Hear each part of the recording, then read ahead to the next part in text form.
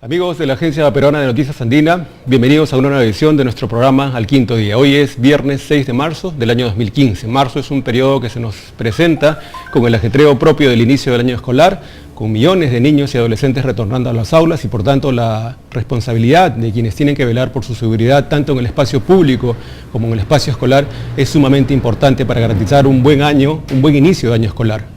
Marzo llega también con un panorama político interesante. El día de ayer el Congreso de la República aprobó en segunda votación la reforma para prohibir la reelección inmediata de presidentes regionales y alcaldes. Esta era una medida que había sido reclamada por diversas organizaciones de la sociedad civil, toda vez que la presencia prolongada de las mismas personas en instancias donde se decide el uso de recursos públicos puede ser el germen de problemas como corrupción. No se afirma que la presencia de 2 o 3 periodos de una misma persona automáticamente desemboca en corrupción, pero se generan estructuras de poder y de control que pueden ser infiltradas por aparatos corruptos. Por tanto, esta es una decisión interesante que podría decirse que es el primer fruto del diálogo nacional que convocó la Presidencia de la República y la Presidencia del Consejo de Ministros y que ha reunido a las principales fuerzas políticas, a todas las fuerzas políticas interesadas en la consolidación del sistema democrático en la nación.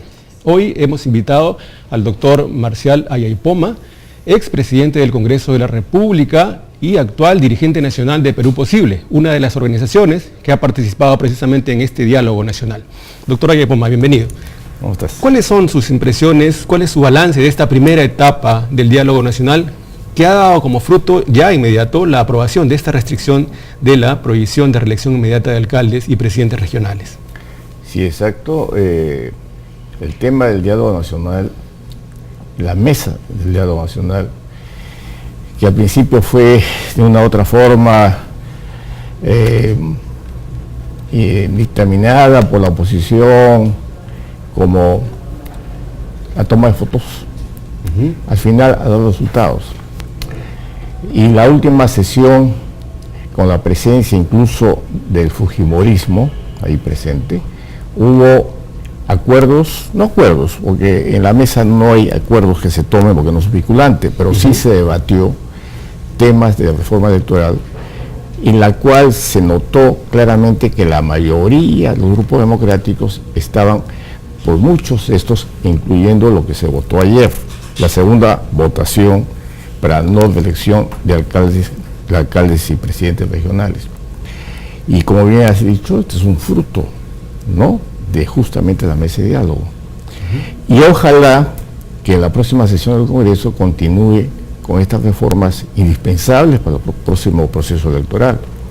Yo quiero felicitar en verdad al Congreso también, porque el tomar estas decisiones en la cual ya la población tiene conocimiento, porque el tema de la mesa de diálogo que ha sido, con toda la prensa nacional ha difundido este tema, lógicamente ha dado a conocer temas de importancia nacional que se estaban prácticamente en la clandestinidad, que no escuchaba la población. Más que temas de coyuntura actual, sin importancia, pero estos han sido dados a conocer en esta mesa de diálogo, y así, de una u otra forma, el Congreso también se impulsa a tomar estas decisiones. Pero el tema de la reforma política es, digamos, uno de los ejes que se deben tratar en esta mesa, ¿cierto? Las propuestas de la Presidencia del Consejo de Ministros son 7 en general en este tema de la reforma política, pero a la vez hay otros temas. ¿Qué otros asuntos deberían tocarse en esta mesa, doctor Ayaipoma? Aparte de la reforma electoral. Aparte, ese es un primer momento, ¿cierto? Este es un primer momento. Claro. Ya la Presidenta del Congreso, del Consejo de Ministros, ha indicado que el próximo tema va a ser seguridad ciudadana, ¿no? A tomarse en cuenta. Otro tema importantísimo para el país. Y temas, por ejemplo, de la misma propia reforma electoral, falta todavía, por ejemplo, el tema del voto preferencial, ¿no? Por ejemplo, el tema de los partidos políticos, el financiamiento de los partidos políticos, porque tenemos que cimentar, tenemos que consolidar a los partidos políticos. Esto es el tema de fondo. El transfugismo, ¿no? El tema de la curul vacía, ¿no? La curul vacía, todos esos temas. Y me parece que ya la gran mayoría, no me parece, sino que la gran mayoría de estos temas ya hay como te dije, por los grupos democráticos que han ido a la mesa de diálogo, ya están prácticamente casi aprobados por todos, ¿no? Por tanto, es de esperarse que estas propuestas que ha puesto sobre la mesa la presidencia del Consejo de Ministros tengan ya el visto bueno en esta mesa de diálogo y el Congreso pasaría ya a aprobarlas en concreto. ¿No cree usted que va a haber una resistencia? El tema del voto preferencial, por ejemplo, muchos de los parlamentarios actuales son precisamente resultado del voto preferencial y se dice y se espera que haya cierta resistencia en ese momento. ¿Qué es lo que va a pasar cuando llegue el tema al Congreso? En la mesa de diálogo, por ejemplo, en la mesa de diálogo todos los grupos están de acuerdo en eliminar el voto preferencial, salvo uno, que me da pena decirlo, Somos Perú, que dijo en forma reiterativa, yo no. Claro, es fruto del voto preferencial, el amigo Andrade, ¿no? Entonces ahí me dio simplemente esta vergüenza que un aliado nuestro esté defendiendo el voto preferencial, cuando todos sabemos muy bien que el voto preferencial actualmente es el punto que debilita a los partidos políticos, claro, que trae luchas intestinales dentro de los mismos partidos políticos. El contendor ya no está en la calle, está dentro de tu partido, ¿no? Y con el voto preferencial ¿para quién? Para los que tienen dinero, para hacer campañas, para aquellos que en ese momento tienen popularidad. Hasta un futbolista puede ser ¿cómo se llama? Congresista, ¿no? Sin desmerecer a un futbolista. No, sin desmerecer, pero no es un rango, claro, pues, ¿no? Claro. Futbolista al estadio. Entonces, esto, como digo, ya el camino está llano para que el propio Congreso pueda, de una vez por todas, ya, al portas de un proceso electoral, limpiar el camino para que la próxima contienda sea pues más transparente, más limpia. Ahora, ¿no? Con mejores candidatos. De inmediato, una vez aprobada esta restricción para la reelección inmediata de alcaldes y presidentes regionales, se ha puesto sobre la mesa también el tema de la reelección de los congresistas. ¿Cuál es el punto de vista suyo y el de Perú Posible respecto a la eventualidad o a la posibilidad de también restringir la reelección inmediata de los parlamentarios, señora Yacoma? Puede ser. Por ejemplo, yo he sido congresista 2 veces y presidente del Congreso. Podría tomarse, porque claro, ahora la opinión pública está invoquando a los congresistas. Claro. ¿No? Que tienen los congresistas que se eligen en forma infinita. Si bien el caso de la defensa de los congresistas, y tiene razón en parte, es de que no tienen el gasto público, que no tienen pliego presupuestal que usar, etcétera, etcétera. Entonces, de esta manera, el congresista puede ser elegido porque no maneja dinero público. Pero presidentes no se reeligen, alcaldes ya no se reeligen, ni gobernadores, actualmente se llaman gobernadores, ¿no es cierto? Ya no se reeligen. Los congresistas quedarían pues como aquellos que los privilegiados. Tienen corona. Entonces, también, para limpiar una vez todo esto, yo diría que también los congresistas deberían dar el pasito de no elegirse. ¿Perú Posible propone eso? ¿Ya no lo hemos analizado dentro del partido ese tema de la no reelección de parlamentarios? No sé, pero personalmente opino de que podría ser también que los congresistas no se reelijan y dar de una vez, porque el Congreso está con una baja popularidad, es una entidad poco creíble actualmente, para darle mejor cariz para los próximos años. Yo creo que podría ser. Debate interno del partido todavía no lo he hecho. El Partido Popular Cristiano, a través de sus dirigentes, hicieron conocer una salvedad al tema de la elección de los candidatos por votación interna, porque de alguna manera podría contradecir a lo que es la ley de cuotas y la alternancia de un varón y una mujer en las listas. Si es que se dice que el propio partido elegirá a sus candidatos, pues debería ser la voluntad de los militantes la que decida el orden en la que van a presentarse los candidatos, ¿no? Las listas. ¿No hay ahí una contradicción entre lo que es la democracia interna y la elección de listas vía elecciones internas precisamente con lo que es la ley de cuotas y colocar de todas maneras un número determinado de mujeres en estas listas?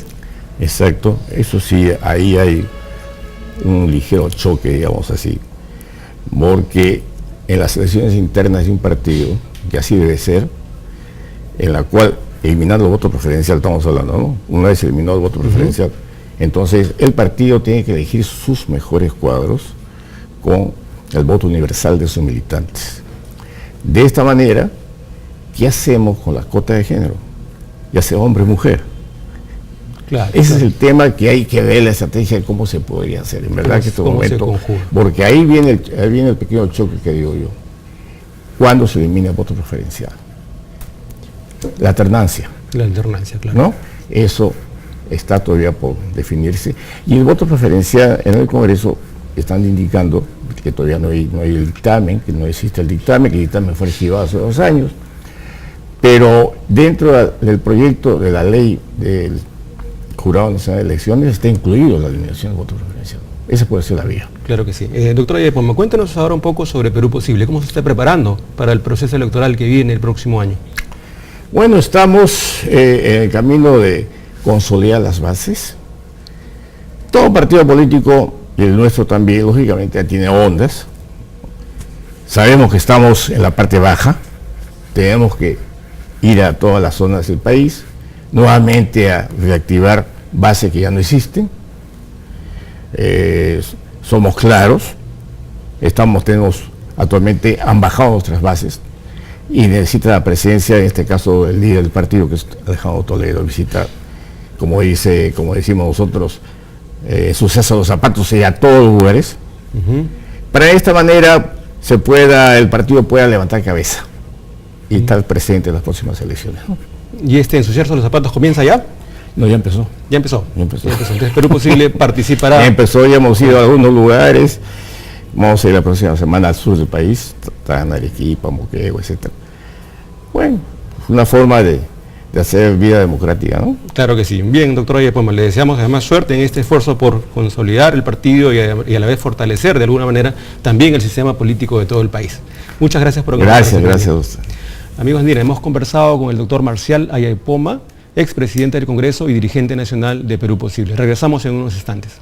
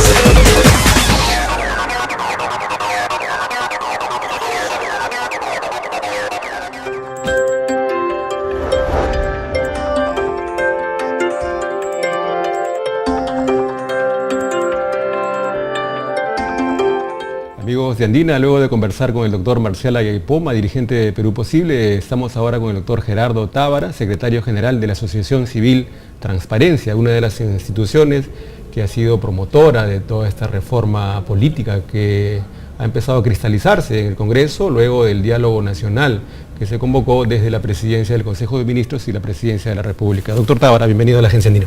Un gusto, César, estar con ustedes. Aquello que se decía que no iba a ocurrir, el consenso entre los partidos políticos para dar paso a la reforma se ha producido, ha ocurrido. Empieza a hacerse realidad, ¿verdad? Como tú bien dices, empieza a cristalizarse una reforma electoral por la cual tenemos por lo menos 3 años insistiendo, ¿no? Prácticamente desde que se instaló este Congreso. Un poco después ya los organismos electorales presentaron los proyectos de código electoral, luego el proyecto de nueva ley de partidos políticos, de nueva ley de revocatoria y diversas iniciativas. Constituimos la plataforma por la reforma política, donde están los organismos electorales, pero también la Defensoría del Pueblo, Transparencia, el Consejo de la Prensa Peruana, IDEA Internacional, el PNUD y ahora la OEA. Realizamos foros, debates, estuvimos en múltiples entrevistas, producimos materiales, dialogamos con parlamentarios, con líderes de los partidos políticos, y a veces uno sentía el pesar de una cierta resistencia a la reforma que hoy yo creo se logra abrir. Se abre porque hay proyectos muy importantes aprobados en la Comisión de Constitución. Es muy importante que el Congreso de la República haya aprobado ayer las modificaciones a la legislación sobre revocatoria para evitar este abuso que se venía ya haciendo de un derecho que es muy importante, pero que por lo mismo debe ser tratado con mucho cuidado, ¿no? Como es importante también que en la Comisión de Constitución se haya aprobado el mecanismo de la curul vacía, que ayer lamentablemente no llegó a aprobarse en el Pleno por falta de quórum, pero confiamos en que se hará, y la ventanilla única, que fue aprobada también el martes en la Comisión de Constitución. Nos parece que faltan mecanismos muy importantes, por lo menos 3 de ellos. ¿Cuáles, por ejemplo? Que ojalá se aprueben de todas maneras. Uno es el de mayores exigencias para la hoja de vida. Este es un tema que ya antes hemos conversado.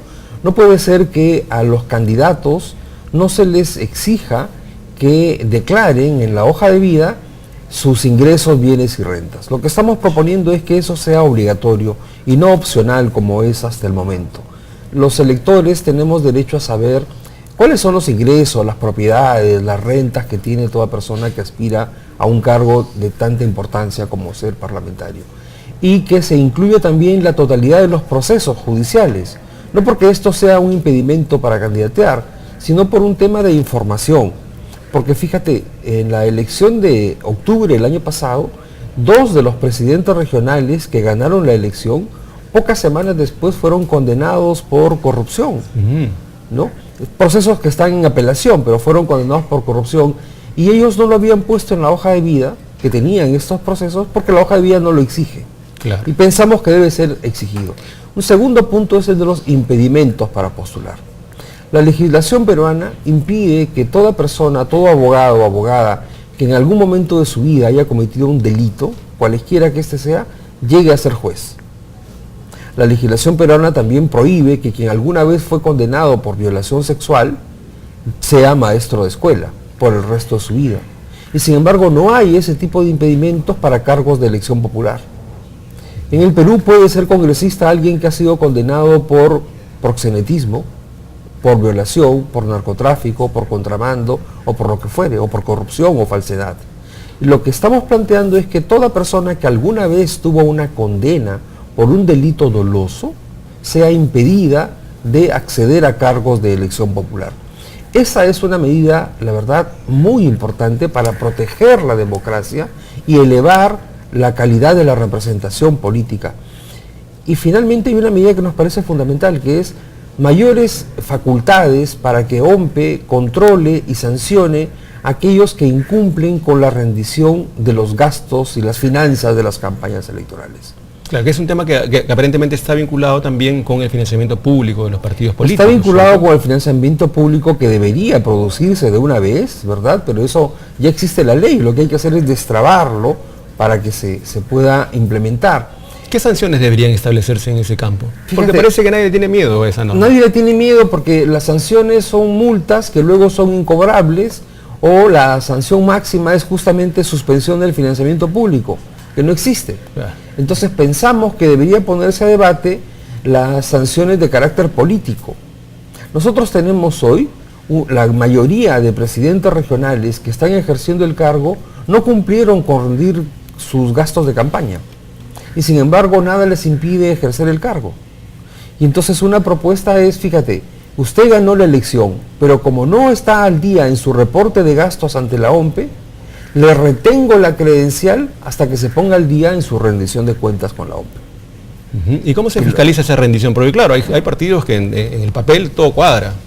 No, pero OMPE tiene un sistema de contrastación que ha demostrado, por ejemplo, que entre los aportantes figuran personas que están en programas sociales, Pensión 65 claro. Y otros. Obviamente ahí hay una adulteración. OMPE ha demostrado cómo algunos partidos han reportado en noviembre que gastaron, digamos, 5.000, cuando en realidad OMPE ha verificado que gastaron el doble. OMPE tiene mecanismos de verificación importantes y, como te digo, hay muchos que no reportan, que sencillamente no cumplen con informarlo o cumplen solo parcialmente. En esos casos pensamos que debe suspenderse si ganó la elección, que se suspenda la entrega de credencial hasta que se ponga el día con la OMPE. Hasta que se ponga. Y en el caso de todos los partidos que incumplen con presentar sus reportes de gastos de campaña, se podría pensar en sanciones que vayan hasta la suspensión de su participación en el siguiente proceso electoral. La iniciativa del Jurado Nacional de Elecciones, OMPE y RENIEC, dice eso: aquel partido que no cumple con las sanciones que la OMPE le impuso por el tema de finanzas partidarias, se le puede suspender del registro de organizaciones políticas. Digamos que en esos tres aspectos va a estar la prueba de fuego del Congreso en cuanto a lo que es reforma política. Yo creo que sí. ¿Y cuál es la expectativa de transparencia, por lo menos? Bueno, nosotros tenemos una gran expectativa de que esto se produzca. Nosotros confiamos en que esto se produzca, confiamos en que el haberse levantado ya la barrera que impedía poner a debate, el haber tenido ayer todo el día el Parlamento discutiendo reformas electorales, es un paso importante que hay que continuarlo, debemos continuarlo. La reunión en Palacio de Gobierno de los líderes políticos también sobre este tema es un paso que debemos valorar y tenemos que seguir empujando. Desde Transparencia vamos a seguir impulsándolo. Lo estamos impulsando a través de campañas en redes sociales y todos los foros y reuniones que tenemos. El papel de ustedes, César, de la prensa, es fundamental en esto para que los parlamentarios y parlamentarias se decidan a votar por medidas de esa naturaleza. Medidas que nosotros llamamos son reformas mínimas para proteger la democracia. Claro que sí. Doctor Tábara, el día 8, de aquí a 2 días, vamos a celebrar el Día Internacional de la Mujer. Sí. Un sector de la población que todavía está relegado en muchos aspectos. En muchos aspectos. La participación política de la mujer. ¿Cómo estamos en ese aspecto? Bueno, en ese aspecto estamos, yo diría que en términos de acceso a cargos de elección popular, estamos estancados. Desde que se aprobó la ley de cuotas en el Perú, el porcentaje de mujeres parlamentarias pasó de 11% a 22%, y de ahí no nos hemos movido. Hoy siguen siendo solo 22% de parlamentarias mujeres, cuando la ley pide la ley propone una cuota, exige una cuota de 30%, pero no hemos llegado a que haya 30% de parlamentarias elegidas. Por eso es que tal vez el tema de alternancia de género en las listas debería ser una de las materias a las cuales se les debe prestar mucha atención. Eso está también en la agenda de la Comisión de Constitución y debería aprobarse. Y a nivel de alcaldías y de presidencias regionales, bueno, ahora tenemos una presidenta regional de 25, es bastante poco, ¿verdad? Y tenemos 3-4% de alcaldesas, lo cual no varía en relación al proceso anterior. Yo creo que este porcentaje de mujeres en cargos de elección popular no refleja el rol que la mujer está cumpliendo realmente en la actividad política. En la actividad política y en la actividad pública, en la actividad empresarial, productiva, en el liderazgo de las jóvenes es también muy importante. Y entonces, ¿cómo hacemos para que todo ese liderazgo creciente de la mujer en distintos campos de la sociedad, la economía, se traduzca en participación efectiva, ¿no? Claro, en mujeres, en posiciones de gobierno, en posiciones de elección? Y estas medidas, como la ley de cuotas o la alternancia de género, son medidas orientadas hacia ello, a romper ese desequilibrio que existe, ¿no? Ojalá que en algún momento, en el corto plazo, lleguemos a ese...